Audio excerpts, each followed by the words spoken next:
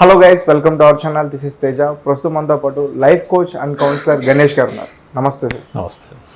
So ఈ రోజుల్లో భార్యాభర్తలు కానీ, అలాగే ఫ్రెండ్స్ కానీ, తల్లిదండ్రులు కానీ, అంటే తల్లిదండ్రులు అంటే కొడుకుతో కొన్ని సందర్భాల్లో గొడవ పడుతూ ఉంటారు. తర్వాత వాటి నుంచి బయటపడడానికి చాలా ప్రయత్నాలు చేస్తారు, విఫలం అవుతారు. సో వాటి నుంచి బయటపడడానికి ఏమైనా మార్గాలు ఉన్నాయా, ఏమైనా టిప్స్ ఉన్నాయా, అవేంటి? ఇంకోటి మర్చిపోయారు, యువకుల ప్రేమల మధ్య కూడా ప్రేమికులు కూడా గొడవలు పడుతుంటారు కదా. అవును. అయితే ఘర్షణ పడ్డప్పుడు జనరల్గా ఏంది, ఇద్దరి మధ్య భార్యాభర్తలు కావచ్చు, అన్నదమ్ములు కావచ్చు, అక్క చెల్లెళ్ళు కావచ్చు, కుటుంబాల్లో తల్లిదండ్రులకి పిల్లలకి మధ్య కావచ్చు, ఇద్దరు స్నేహితులు కావచ్చు, ఇద్దరు ప్రేమికులు కావచ్చు, ఘర్షణ పడ్డప్పుడు జనరల్గా ఒకళ్ళ ముఖం ఒకళ్ళు చూసుకోవడానికి సిద్ధపడరు.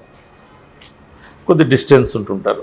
ముఖం చూసుకున్నప్పుడు కూడా మాటలు తక్కువగా ఉంటాయి. ఒక నెగిటివ్, అంటే కొద్దిగా ఇబ్బందికరమైనటువంటి వాతావరణం ఉంటుంది. కానీ లోపల మాత్రం వాళ్ళు తండ్రికి కొడుకు ఎంత మాట వచ్చినా కానీ భార్యాభర్తలకి, లేకపోతే అన్నదమ్ములకి, అక్క చెల్లెళ్ళకి, లేకపోతే ప్రేములకి లోపల మాత్రం ఒకళ్ళ పట్ల ఒకళ్ళకి ప్రేమ ఉంటుంది, అభిమానం ఉంటుంది, ఎఫెక్షన్ ఉంటుంది. మళ్ళీ ఆ కలిసిపోవాలనేటువంటి ఒక కోరిక ఉంటుంది. కానీ ఎవరు ముందుకు రావడానికి, చొరవ చేయడానికి అంటే ఇద్దరిలోనే ఉంటుంది సెంటర్లో ఉంటుంటుంది.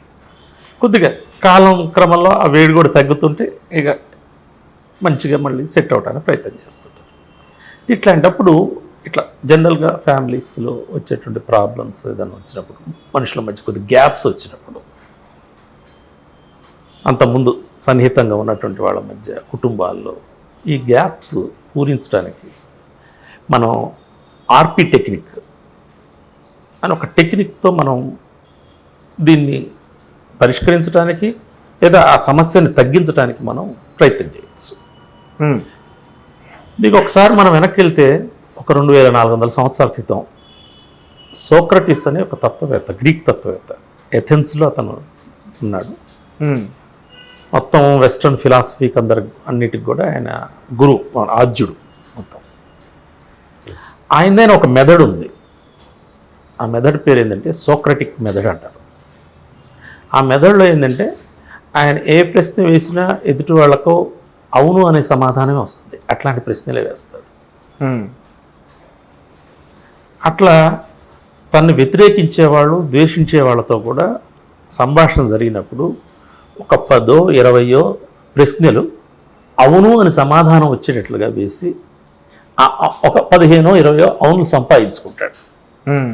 క్రమంగా ఎదుటి వ్యక్తి వ్యతిరేకించేటటువంటి వాళ్ళు కూడా క్రమంగా ఇతని మార్గంలోకి, ఇతను సంబంధించినటువంటి చెప్పిన విషయానికి అంగీకరించేటువంటి స్థితికి తీసుకొస్తాడు.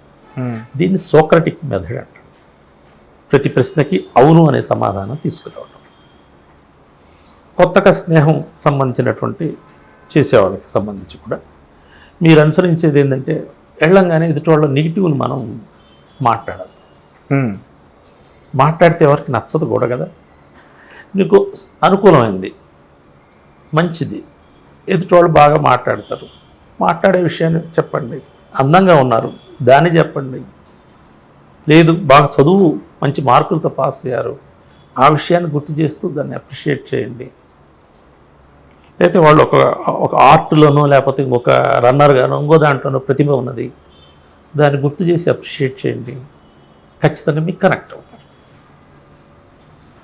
అట్లా ఈ సమస్యలు వచ్చినప్పుడు కూడా ఆర్పి టెక్నిక్ అంటే రిమైండ్ పాజిటివిటీ. ఉదాహరణకి భార్య భర్త మధ్య కొద్దిగా గ్యాప్ వచ్చింది అనుకోండి. ఆ గ్యాప్ అట్లా కంటిన్యూ చేయాలనుకుంటారా, మళ్ళీ కలవాలనుకుంటారు కదా. కలవాలనుకున్నప్పుడు ఒక చిన్న టెక్నిక్, ఆర్పి టెక్నిక్లో దీంట్లో ఒకటి మనం చెప్దాం. మీరు ఇంతకుముందు కూడా అనేక ఫంక్షన్స్కి వెళ్ళి ఉంటారు కదా, భార్యాభర్తలు ఇద్దరు కూడా. పెళ్ళైన కొత్తలో కొద్దిగా హనీమూనో లేకపోతే ఇతర టూర్స్, అటు ఇటు పిక్నిక్లకు వెళ్ళి ఉంటారు కదా. వెళ్ళినప్పుడు కొన్ని వీడియోలు, ఇప్పుడు అయితే ప్రతి ఇంట్లో కూడా ఆల్బమ్స్ ఉంటాయి, ఫొటోస్, ఇవన్నీ ఉంటాయి. ఒకసారి తీసి పాత ఆల్బమ్స్ని ముందు పెట్టుకొని చూడండి. చక్కగా ఒక టూర్, కాశ్మీర్ టూర్ వెళ్ళారు, లేకపోతే ఇంకొక మనాలి వెళ్ళారు, లేకపోతే ఇంకో అరకు వెళ్ళారు, ఆ వెళ్ళినప్పుడు సన్నిహితంగా నవ్వుతూ సరదాగా గడుపుతూ ప్రకృతితో వాళ్ళు ఇద్దరు కలిసి ఆనందంగా గడిపినటువంటి క్షణాలు ఉంటాయి కదా, ఆ క్షణాలని రిమైండ్ చేసుకోవడం ద్వారా. ఎట్లా రిమైండ్ చేసుకుంటున్నాం?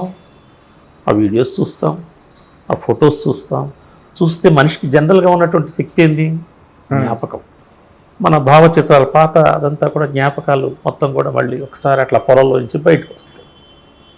బయటకు వచ్చినప్పుడు ఒక సంతోషకరమైనటువంటి వాతావరణం తాలూకు సంబంధించి పాత జ్ఞాపకాలు కదా అవన్నీ కూడా. ఆ పాత జ్ఞాపకాలని సంతోషమైన గుర్తు చేసుకున్నప్పుడు ఏమవుతుందంటే ఇప్పుడున్నటువంటి ప్రజెంట్ సిచ్యువేషన్ ఏదవుతుంది కదా, హాట్ వేడి, ఇది చల్లబడుతుంది. జనరల్గా మనం చూడండి, చీకటి ఉంది ఇంట్లో, చీకటి పోగొట్టాలంటే ఏం చేస్తాం? బల్బు వెలిగించాలా? ఏదో దీపం వెలిగించాలా? వెలిగిస్తేనే కదా చీకటి పోయేది. అట్లా ఒక నెగిటివ్ వాతావరణాన్ని, ఒక నెగిటివ్ సిచ్యువేషన్ని మనం పక్కకు తొలగించాలంటే ఒక పాజిటివ్ సిచ్యువేషన్ లేకపోతే ఒక పాజిటివ్ అనుకూలమైనటువంటి సానుకూలమైనటువంటి ఒక వాతావరణాన్ని అక్కడికి మనం సృష్టించాలి, తీసుకురావాలి. తీసుకొచ్చినప్పుడు ఆటోమేటిక్గా నెగిటివ్ పక్కకు పోతుంది, పాజిటివ్ ముందుకు వస్తుంది. Remind positive. ప్రతి ఒక్కళ్ళ జీవితంలో కష్టాలే ఉండవు, సుఖాలు ఉంటాయి. బాధలే ఉండవు, సంతోషం ఉంటుంది. కష్ట సమయంలో సంతోషంగా ఉన్నటువంటి జ్ఞాపకం చేసుకోవడం.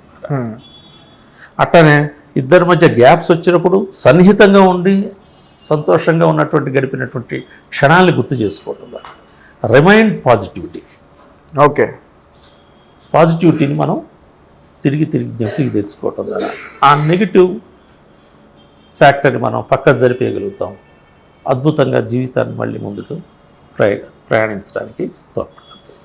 ఓకే, ప్రతి ఒక్కళ్ళు కూడా ఈ ఆర్పి టెక్నిక్ని యూజ్ చేసి అనేక విషయాల్లో సంబంధించినటువంటి కొన్ని సమస్యలకు సంబంధించినటువంటి రిలేషన్స్, ప్రధానంగా మనుషుల మధ్య ఉన్నటువంటి చెడిన సంబంధాలని, రిలేషన్స్ని మళ్ళీ దగ్గర చేసుకోవడానికి దీన్ని వినియోగించి ప్రయత్నం చేయండి.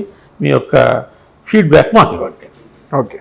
అండ్ మీరు కూడా అలాంటి సమస్యలు వచ్చినప్పుడు ఒక పేపర్ తీసుకుని దాని మీద రాయాలని కూడా చెప్పారు సార్, పూర్తిగా దాని అంటే జనరల్గా ఏంటంటే కొన్ని విషయాలు ఇంకా కొన్ని మనం కొందరు కొన్ని వాటికి బలహీనతలకు బానిసైపోతుంటారు, లేకపోతే కొన్ని బాగా నెగిటివ్ ఇదిలో వెళ్ళిపోతూ ఉంటారు.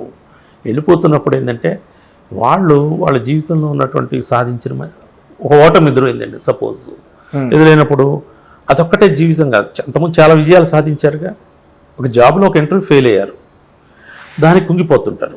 అట్లాంటప్పుడు మీరు 10th ఫస్ట్, ఇంటర్లో ర్యాంక్ గోల్డ్ మెడల్ లేకపోతే ఏదో మంచి ర్యాంక్ వచ్చింది, ఆ తర్వాత ఇంకో స్టడీస్లో గోల్డ్ మెడల్ వచ్చింది, ఇవన్నీ మీకు లిస్ట్ ఆఫ్ ఇది ఉన్నాయి. ఇవన్నీ కూడా మీరు రాసుకొని ఒక చోట పెట్టుకొని మీరు ఎదురుగా పెట్టుకొని ఒకసారి వాటి చదువుకున్నారనుకోండి, వాటిని జ్ఞాపకం చేసుకున్నారనుకోండి, ఈ ఓటమిని మళ్ళీ విజయంగా మార్చుకోగలుగుతారు. ఓకే. కాబట్టి ఎప్పుడు కూడా ఓటమి వచ్చినప్పుడు రివ్యూ చేసుకోవాలి, కానీ కుంగిపోవద్దు.